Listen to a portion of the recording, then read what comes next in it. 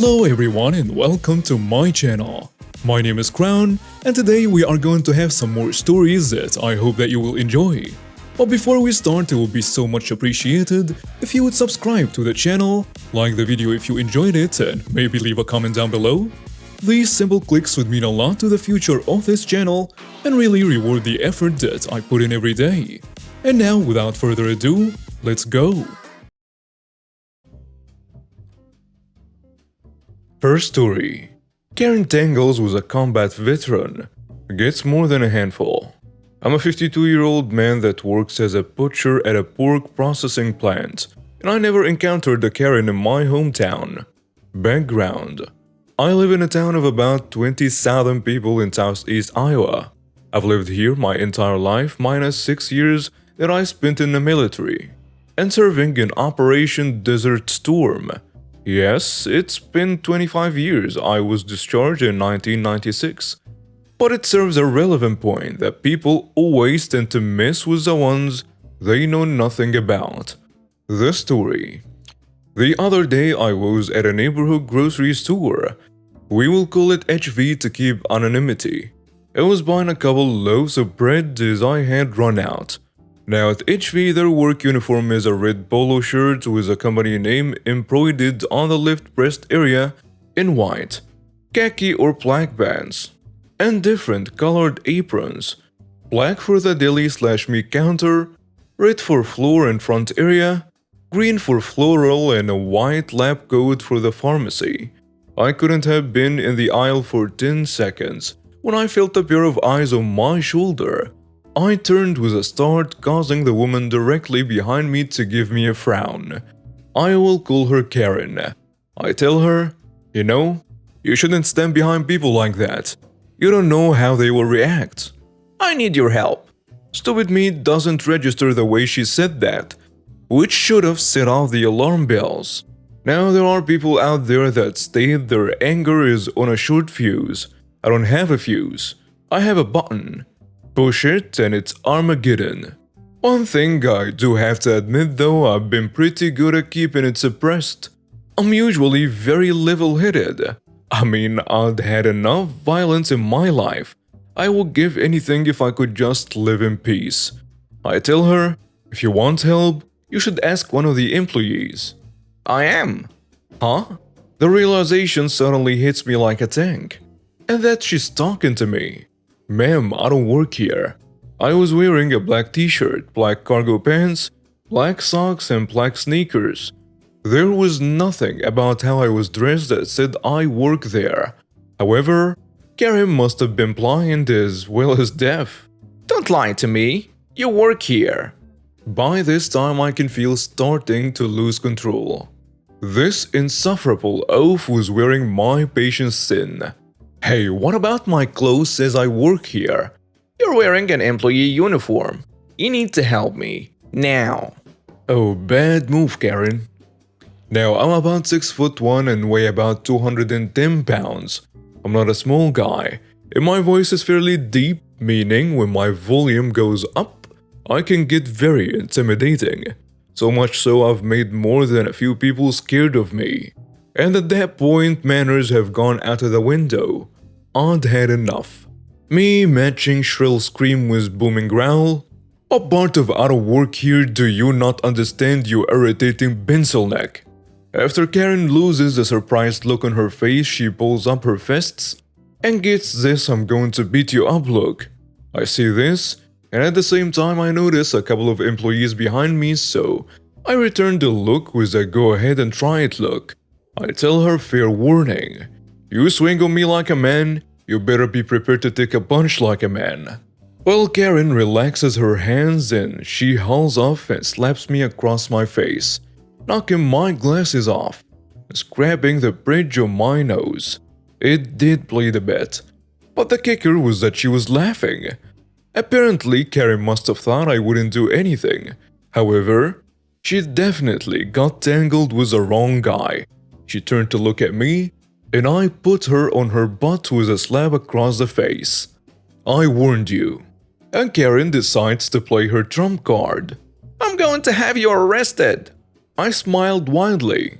and pointed to the security cameras installed in the ceiling to each end of the aisle. "Have a nice day, witch." I grabbed my 2 loaves of bread and walked up front to pay, while Karen frog-marched to the office in the back of the store. I found out the next day the grocery store decided to suspend her from the establishment for 30 days. Sucks to be her. Next story. I was scammed by my ex, so I outed his baby mama to the government. My ex and I had a business deal with legal contracts. Sadly, I was naive and did not know the contracts had no legal weight. He scammed me out of the promised compensation and there was nothing I could do, even after talking to high-powered attorneys. The scam happened in 2020 and I have been festering quietly ever since. Well, rotten fruit falls down by itself, as they say. My ex went to prison in 2020 for crimes not related to me. He has 1 child with his girlfriend and 1 on the way. They used IVF with frozen sperm. His baby mama is actually an underground criminal and the crimes are connected to my ex in a way. She was an immigrant and does not have a green card yet. I went on social media under a fake name and used hashtags connected to my ex. I had screenshots of her crimes and made post after post with the proof. There is no way to connect it back to me. I noticed someone followed my fake social media account. I googled their name and it was the name of a government employee. Like I mentioned, my ex had crimes attached to him and the employee was directly connected to my ex's legal case. Now I have proved to myself that my social media posts were gaining traction. His baby mama even angrily contacted me on the fake account saying to take it down. I did not engage. She panicked and deleted all her social media, which is a big deal since she's an influencer. I'm hoping she gets deported for her crimes, but there is a law where you can deport pregnant women. Either way, the government employees are being given information and I hope something happens soon. Edit. I did not think I'd have to add, but the woman aided in my ex scamming people, numerous people. She once put a knife to her belly and threatened to murder the baby in a fight. She blackmailed people and is a menace. She's a criminal and needs to be deported. Even if you think she's a saint because she's pregnant, she texted my friend in detail that she should end her life because she's unlovable, old, and undesirable. She sent those texts out of the blue. The pregnant woman admitted she has been in and out of mental hospitals. Her visa should be given to an honorable immigrant that does not want to cause chaos. Next story. Let's see how the upside-down car works for you. In the mid-1960s, our next-door neighbor did not like us as much as he could have. We knew it was because our ancestors came over on a more recent boat than his ancestors did. I went to a different church than he did. Apparently for him that was a good enough reason to have a low-key dislike of us, and to occasionally show some snippy passive-aggressive behavior towards us. Side note, I went to school with his son, and his son did not behave that way. Anyway, like many high schoolers of the time, my hobby was mechanics and cars. Neighbor would verbally poke at me and my father for this atrocity of working on cars, typically on our property, normally at sane hours and not actually bothering him. Back then there was a middle class and we lived in a middle class neighborhood that had clean front yards, and nobody told you what to do with either your front yard or your backyard. To be clear, HOAs were not a thing yet. Our tract would never get one because of reasons, and Lady Bird Johnson had yet to declare war on residential plights.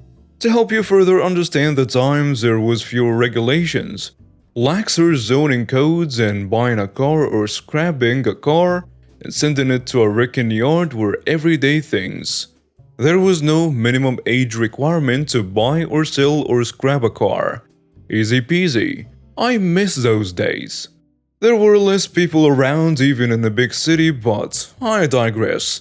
My father, who did not get annoyed at too many things, had pretty much had enough of the neighbors whining at me.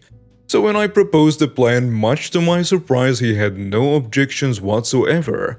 I wanted some parts out of the shell of a 1952 Ford that was missing most of its drivetrain. So I bought the car, had the car dolly towed to our house. 4 of my like-minded friends from the school dropped by. We pulled out the rear axle assembly, the wheels and various other parts that I wanted. The man handled the remains onto our front lawn, upside down. We rolled it over onto its roof and pushed it up onto our side of the parkway. In our front yard, about 3 feet from the neighbor's property line, the neighbor was shocked into disbelief. There was literally nothing legal he could do about this plight. This upside-down shell of a car, and it stayed there for 9 months or so until my father and I got tired of looking at it. It was an eyesore, but it was worth it. And it did not take the grass too long to grow back. The neighbor stopped whining at me, and spoiler, in later decades, as everyone began to hit for retirement age and for the great beyond, he decided that my parents were actually decent people after all. Well, better late than never. Next story. Never thought I'd be so happy to catch my ex-wife cheating. First off, this story occurred many years ago. Let me give you a rundown of the laws around divorce where we lived at the time. Both parties need to agree to the divorce unless one party can prove the other party is at fault. This would mean something akin to cheating.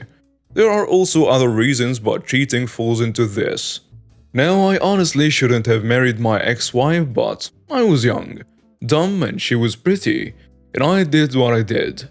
So after our first year of marriage, I came to the conclusion I wanted to end our marriage.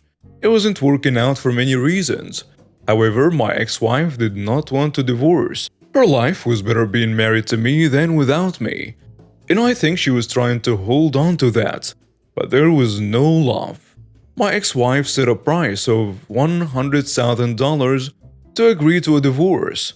This does happen here, where if one party wants a divorce and the other doesn't, the party that doesn't want the divorce comes up with a cash payment they want, and you negotiate from there. Now, I did not have $100,000. I could get about 25, and I was willing to pay that. Also, we had no kids, we did not own anything together, and so on. We spent a long time going back and forth over money and how much I pay her to divorce me. She finally agreed, and I was thrilled. I was so happy I decided I would go out and celebrate. And that night the stars aligned. Now, to give you an idea of how utterly lucky I am about to get, we lived in a city about the size of Chicago. Many millions of people, lots of places to go. My friend took me to a new bar in a part of the city I had never been to before. We celebrated, we had a good time, and I walked out of the bar around 2:30 a.m. and it was like Christmas. There was my wife with another man I had a hunch she was cheating on me with. And I was so happy. She was heading for a taxi and I ran and got into a taxi behind her and told the cab driver to follow them. Much to my enjoyment, the taxi was clearly going to my house. She gets out and I pull the camera and I get a few pictures of her being intimately close to this man. Once I get the photos, I immediately email them to my work account to protect them, and I get out of the car and I approach the two lovebirds. I introduce myself. I thank the kind gentleman and I make one request. If they want to have sex, do not have sex in my house. But that's all. I then hand her lover my business card. I thanked him for all the money he saved me and tell him if he ever wants to go grab a beer, I'd be happy to buy him a few rounds. I then wish the two lovebirds all the best and go upstairs and head to bed. To say my ex-wife was livid was understatement. However, the next morning she pointed out something and I have no idea how strong her argument could be in a courtroom, but it did concern me. She said since we already agreed to divorce, it wasn't really cheating, and I would still have to pay her. Well, that afternoon I got a phone call from my ex-wife boyfriend. He apologized for cheating with my ex-wife and I told him no worries. He then said he'd like to talk to me. We agreed to meet up and we do. Turns out he had previously been cheated on, and apparently my ex-wife lied to him about her relationship status. She said we were waiting for our divorce to be finalized, which was not true, and that she didn't live with me anymore, which was not true. Their relationship had begun about 6 months prior and she told him we were separated when we most definitely were not. Oops. I asked him if he had any documentation of them dating and he said yeah. He ended up sending me all the pictures he took of them together. He also sent me numerous screenshots of text messages between her and him, some of which included her clearly lying about her relationship status with me. I put all of this in a folder and packed it up to numerous places to include a USB drive, which I hid in my office at work in case she found a way to delete the data, which she never did. I then went to my ex-wife and I sat down with her. I went over the mountain of evidence I had against her. Option 1. She agreed to an uncontested divorce. I will give her 30 days to move out. She gets nothing from me and I get nothing from her. Option 2. I get a lawyer and I sue the living hell out of her, get a massive judgment against her, still get my divorce, and settle her with a ton of debt for the rest of her life. She agreed to the non-contested divorce. That was on a Saturday. That Monday we went to the courthouse, filed for divorce, and this started her 30 days. I checked up with my buddy so I could be out of her way. We had a court hearing a few weeks later, and the judge made it clear we were doing a non-contested divorce. Once he stamps the divorce decree, we have to report this to City Hall and our divorce will be finalized. Us not having kids or property made it quick and easy. We both agreed, we both signed, and the judge stamped the documents. I eagerly grabbed my divorce decree and rushed to City Hall to report my divorce and wham bam, thank you ma'am, I was a free man. I actually ended up becoming friends with a guy that was cheating with my wife. We still talk today. Although over COVID-19 pandemic our relationship got distant, but not because of a falling out or anything, just not talking to each other. And that will be the end of this story. Hope you enjoyed it. And now we have reached the end of today's stories. Thank you for watching and see you next time.